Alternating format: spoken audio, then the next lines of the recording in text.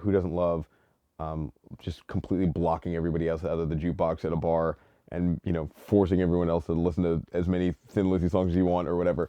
But yeah, and at a party, can't be shuffling. That's going to be great. But again, there was a there was an assumption, I think, for a while that that's really all anybody would ever need anymore. And you saw just a ton of writing being done and interviewing being done about how all these formats of music were post album. We were post album now. That was a very popular thing to say in the early 2000s. Music is post album. Where it's entirely single driven. Nobody has the patience or the attention span to digest a larger musical idea. That's wrong, and people who are fans of vinyl have always known that it's wrong. Yeah, so there's first of all the differences just in fidelity. Okay, so CDs are they have a bit rate, uh, sample rate and bit depth. CDs have a sample rate and a bit depth, and it's it allows for very detailed capture of music. CDs are a sophisticated playback medium, but vinyl is fully and wholly analog. So immediately we have a difference there. Um, the most important differences with vinyl have to do with groove geometry and how grooves are packed onto each side of a vinyl record. So in digital, whether you have a CD, MP3, MQA, whatever, you can kind of do whatever you want. There's no limitations for the amount of energy that can be put in any part of the audible frequency spectrum. Um, there's no if you're the only limitation that a CD has is that it's 74 minutes, and if you're working with something that's streaming, there's no limitation at all. With vinyl, there are very real physical limitations. So when you're mastering for vinyl, you have to keep that in mind. If as you're mastering, so very commonly what'll happen is, you'll be doing a project for multiple formats. So you're preparing a CD, you're preparing files for download or streaming, and then you're also you're cutting lacquers for vinyl. And so as you're working through with the mastering, uh, what a mastering engineer who works with vinyl will say is just like, okay, well this is an area that I'm going to have to treat differently, because it's either going to on a vinyl record um, cause groove architecture or groove geometry that will be hard to play back, which could reproduce as noise or distortion. Nobody wants that. Or the way that the record is sequenced, the last song on the side maybe is a challenging choice to be the last song on the side. So it's going to have to be mastered slightly differently for vinyl than it would be on a CD where it's not the last song on an actual side. And where a song is at a different diameter on a vinyl record is important. That affects the way that it's played back. So you need to be mastering with that in mind also. And then also really global concerns like the total time of the side. The biggest, most obvious difference with vinyl is you have 12 inches to fit this music. And on digital, there's no limitation at all. So, for example, if you have a lot of music, a very long side, getting those grooves to pack and stack very, very closely in a way that's really precise is of the utmost importance. So these are the kinds of things that you have to think about differently when you're mastering for vinyl as opposed to mastering for iTunes or for CD. So uh, if the source is good, right, then the answer to your question is yes.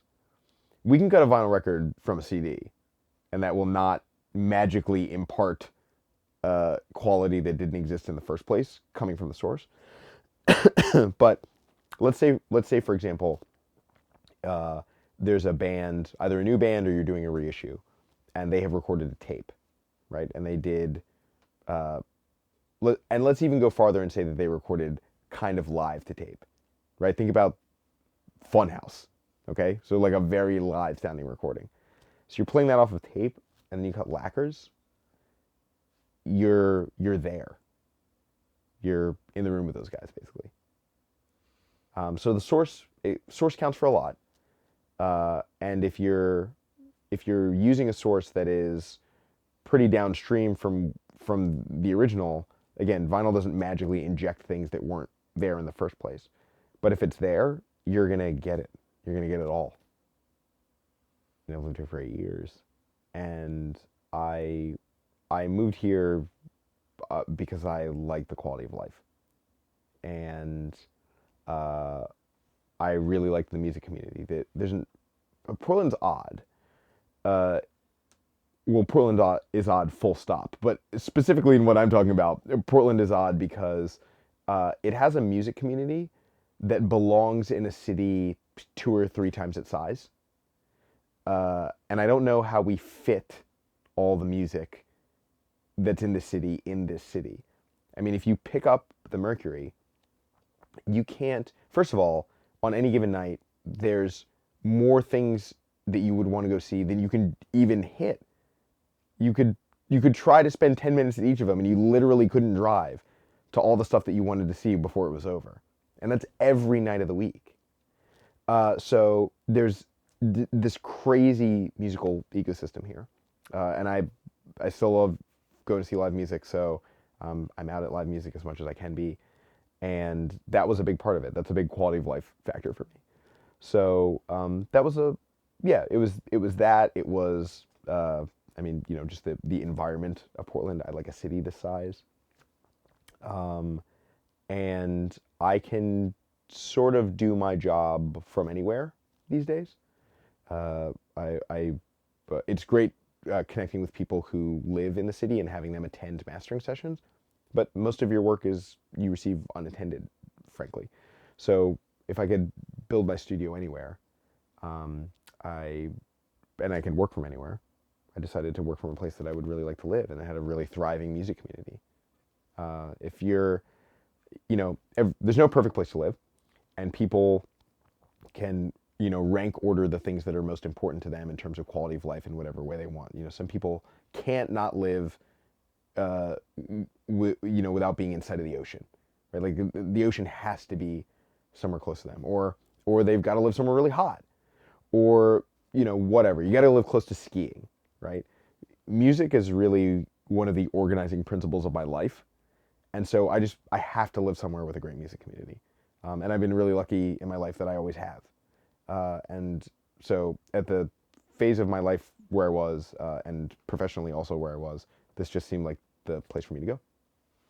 I mean, the only thing that makes sense is that a lot of other people have made the determination that I have had, that music is a really important part of their lives, and listening to music in the way that you do when you go record shopping and you buy records is the best way to listen to music.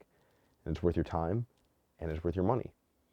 And I mean, I'm not an economist, but it seems that if there's enough people within a geographic space who are making that decision consistently enough, then you've got enough people to sustain all the record stores that we have. And it's always funny whenever you see the trend pieces in whatever newspaper or magazine about how all the record stores are closing, and I'll sort of scratch my head and I was like, I think one opened, a couple months ago or last year or something like that, and you find yourself down there and it's doing fine.